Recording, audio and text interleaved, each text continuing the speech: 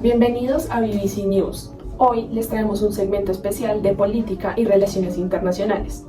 El pasado 5 de agosto, milicias palestinas lanzaron misiles desde su territorio en la Franja de Gaza en respuesta a un bombardeo israelí a gran escala.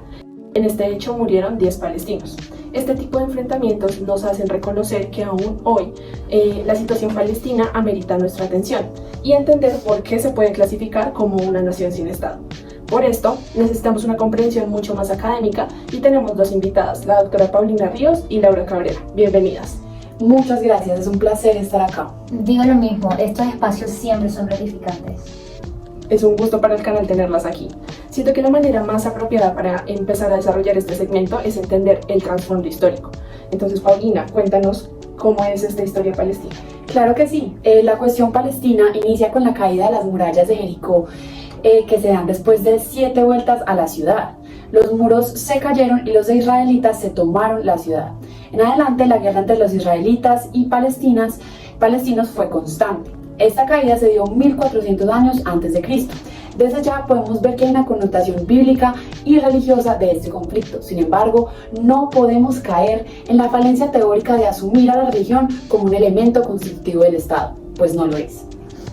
Es cierto, Paulina. Sin embargo, otros expertos y estudios más recientes del Medio Oriente afirman que la cuestión de Palestina inicia en los años 1917 y 1947, cuando Palestina se encontraba bajo el mandato británico. Sin embargo, el conflicto se concretó en los años 40, cuando las Naciones Unidas entran en este conflicto y le conceden un territorio a Palestina, por lo que los habitantes empiezan a, de manera ilegal, entrar en un territorio. Claro, esto que menciona Laura es muy importante, no sé si concuerdas, Paulina, porque hay que recalcar a la audiencia que Palestina fue uno de los antiguos territorios que estuvo bajo el mandato británico, como nos menciona Laura, esto decretado por la Sociedad de las Naciones en 1922. Es posible entender mejor esta compleja situación, digamos que bajo la lógica de Charles Tilly, un gran teórico, que nos habla de la teoría del surgimiento del Estado como esa institución social con poder coercitivo que imponen los conquistadores sobre una sociedad dominada.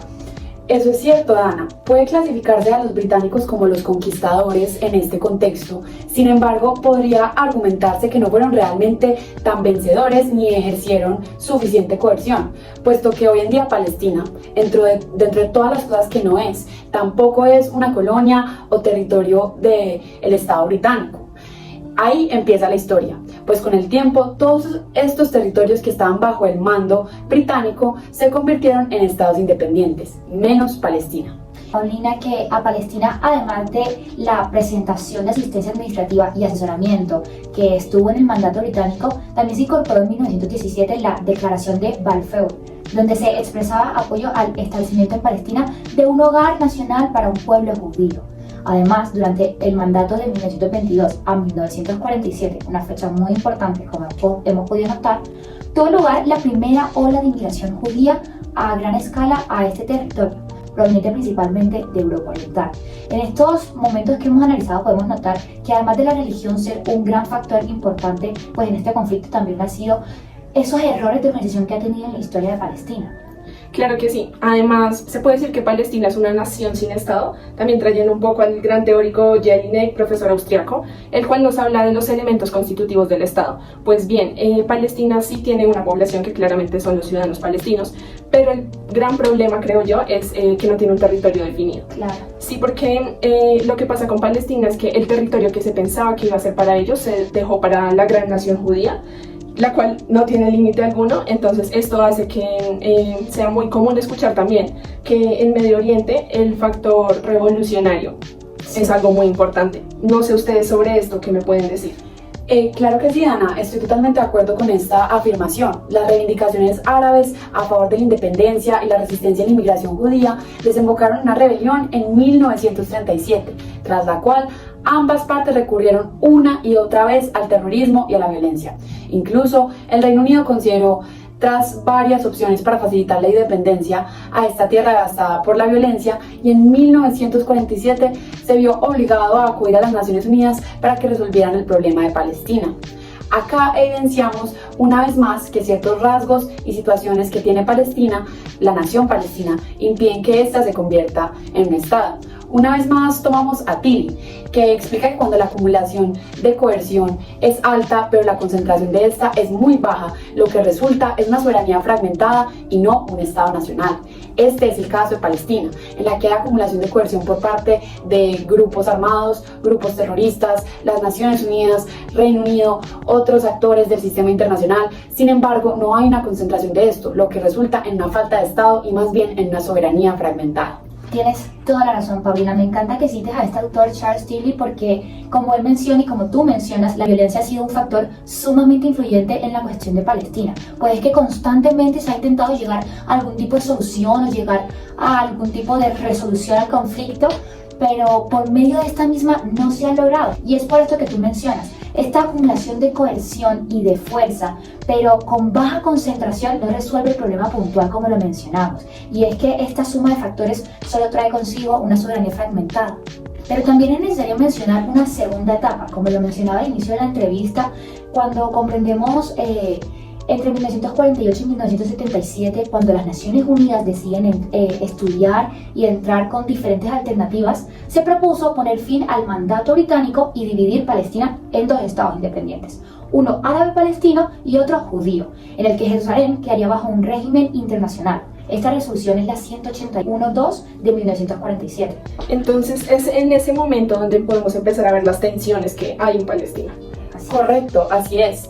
Siguiendo un poco con historia, encontramos que uno de los dos estados previstos proclamó su independencia en 1948 con el nombre de Israel, y en la guerra que siguió ese mismo año con los estados árabes vecinos ocupó el 77% del territorio que había tenido Palestina bajo el mandato británico, incluida la mayor parte de Jerusalén. Más de la mitad de la población árabe palestina fue expulsada o huyó del territorio del nuevo Estado. El resto del territorio asignado al Estado árabe por la resolución 181 quedó bajo el control de Jordania y Egipto. Una vez más, vemos como el elemento del Estado de un territorio con límites claramente definidos no es algo de lo que haya gozado plenamente en ningún momento de la historia la nación palestina. Paralelo a esto, podemos concluir que, una vez más, bajo la lógica de Tilly, tampoco hay un establecimiento del Estado como institución coercitiva por parte de los israelíes. Aunque estos han desempeñado en varias ocasiones con las ocupaciones y asentamientos ilegales el rol de conquistadores, no han sido lo suficientemente contundentes en esta conquista, por lo que no han podido establecer un Estado. Ciertamente, Paulina, como tú dices, aquí en este contexto es cuando empezamos a ver los primeros acontecimientos del conflicto. Y es que estos hechos siguen, pues en la guerra de 1967 Israel ocupó los territorios de la Franja de Gaza, la Ribera Occidental y Jerusalén Oriental, que posteriormente se anexó. Y es que además, recordemos que en este conflicto el tema religioso es sumamente importante. Y para los creyentes Jerusalén es un territorio demasiado sagrado, por así decirlo. Y la zona es muy preciada por ambas partes, tanto por los israelíes como por los palestinos. Por lo que su ocupación y distribución inequitativa representa una vez más un conflicto para ambas partes. Totalmente de acuerdo. También hay que anotar que por el gran éxodo palestino que se había dado anteriormente, el Consejo de Seguridad en su resolución 242 formuló los principios de una paz justa y duradera, que incluían la retirada israelí de los territorios ocupados durante el conflicto, una solución justa al problema de los refugiados y la terminación de todas las situaciones de beligerancia o alegaciones de su existencia. Esto que mencionas, Paulina, se conecta muy bien con lo sucedido tras las hostilidades de 1973.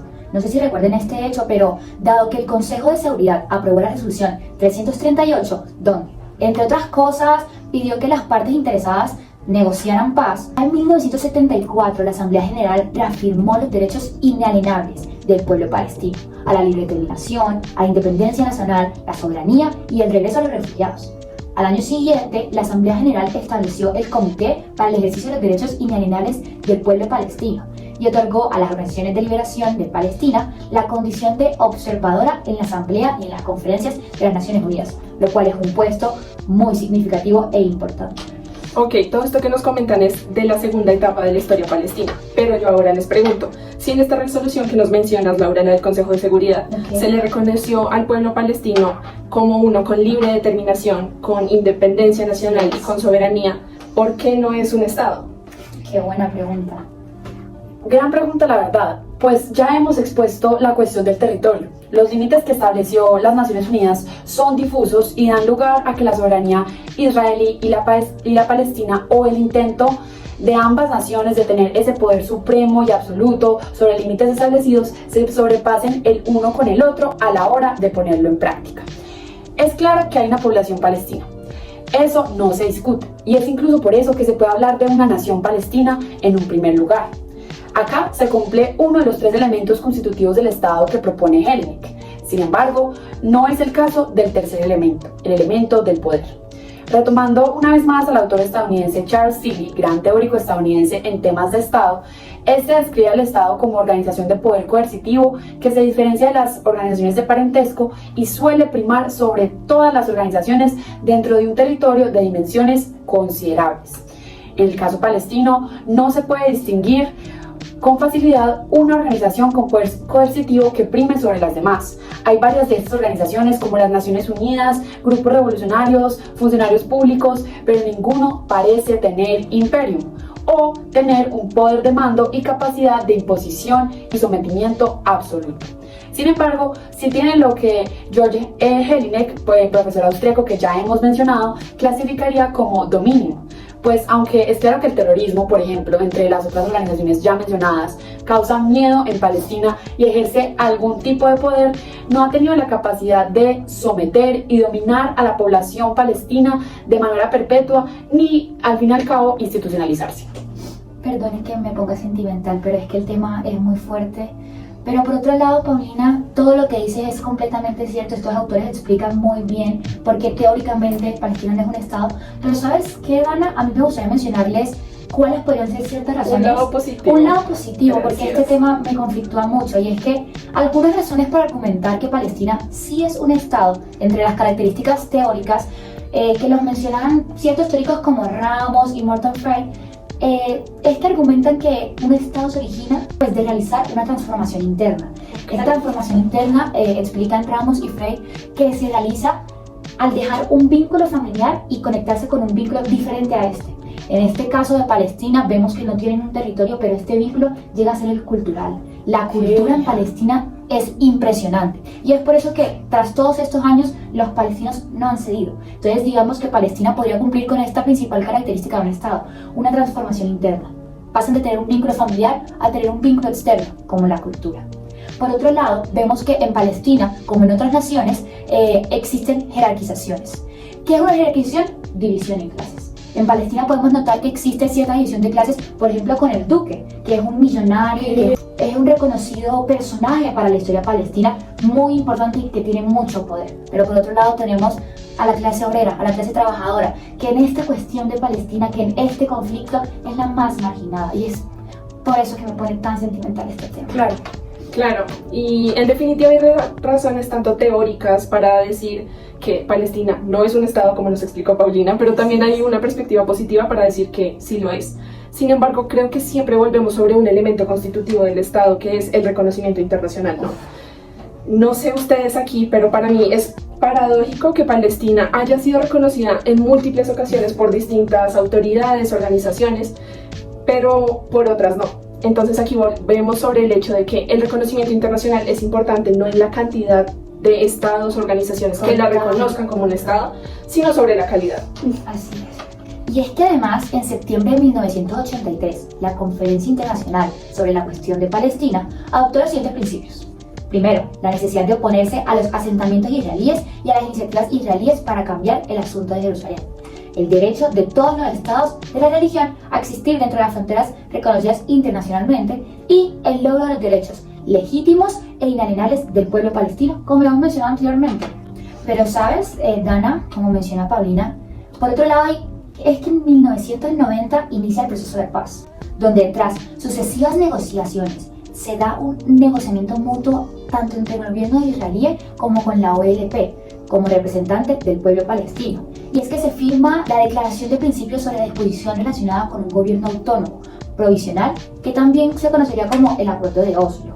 En otros acuerdos que llevaron a la retirada parcial de las fuerzas israelíes, las elecciones del Consejo Palestino, la presencia de la autoridad palestina, la liberación parcial de los detenidos palestinos y el establecimiento de una administración efectiva en las zonas palestinas autónomas. Entonces, Laura, podríamos decir que vemos aquí un elemento importante que es la participación de las Naciones Unidas, ¿no? Como una organización que vela por la legitimidad internacional, pero también para movilizar y prestar toda esta asistencia internacional que tiene Palestina. Mejor no lo pudiste decir. Pues tienes toda la razón, Dana, pero aunque se pensaría que ahí termina la historia de este conflicto, sabemos muy bien que este sigue, pues se da la segunda intifada cuando el primer ministro de Israel, Ariel Sharon, visitó en el 2000 al monte de Templo en Jerusalén. Israel empezó a construir un muro de separación que fue declarado como ilegal por la Corte Internacional de Justicia. Pero y eso no es todo, déjame decirte que en el 2002 el Consejo de Seguridad apoyó el concepto de los dos estados, tanto Israel como Palestina, y en ese mismo año la Liga Árabe aprobó la iniciativa de Paz Árabe, ya que para el 2003 Estados Unidos, la Unión Europea, Rusia y las Naciones Unidas dieron a conocer una hoja de ruta para avanzar hacia pues una solución bien estatal, por así decirlo. Biestatal, pero no sé, vamos a devolvernos un poco sobre esto. ¿Cómo que una solución biestatal? Lo pregunto puesto que, como sabemos y hemos mencionado antes, no es posible la cogobernabilidad, es decir, dos estados no pueden cohabitar en el mismo territorio. Entonces, ¿cómo se atreven a proponer este tipo de solución? Yo también me pregunto lo mismo, y es que tienes toda la razón. La mejor prueba de que una solución biestatal no funciona y que pues esta propuesta fue un fracaso es la situación que todavía evidenciamos y vemos todos los días que está viviendo los israelíes y los palestinos. Por ejemplo, en el 2005 Israel retiró sus colonos y también sus tropas de Gaza, pero mantuvo el control de sus fronteras, costas y espacio aéreo. Es decir, se siguió imponiendo sobre Palestina. Adicionalmente, vemos que en el 2009 el programa de la Autoridad Palestina para crear instituciones del Estado recibió un amplio apoyo internacional. Luego, en el 2011, el presidente Mahmoud Abbas presentó la solicitud de admisión de Palestina como miembro de las Naciones Unidas. Recordemos que era simplemente un miembro observador. La UNESCO, por otro lado, admitió a Palestina como miembro. Bueno, aquí es relevante mencionar una vez más que el reconocimiento internacional es vital para que un Estado pueda ser reconocido como tal. Total. Y se ve esto más contundente con todo lo que nos acaban de contar en el caso palestino. Pero si el Estado en cuestión no posee los demás elementos que son el territorio, la población y el poder, pues el reconocimiento internacional no sirve de nada. Con respecto a lo anterior, creo que es pertinente resaltar aquí para toda nuestra audiencia que el 29 de noviembre de 2012 la Asamblea General reconoció a Palestina en la condición de Estado observador, no bien miembro, lo que nos dijiste, Laura, lo cual también lo condiciona, ¿no? O sea, no permite esta evolución de Palestina a un Estado. Estoy totalmente de acuerdo, le da un estatus menor al que tienen el resto de estados que sí hacen parte como estados plenamente en las Naciones Unidas.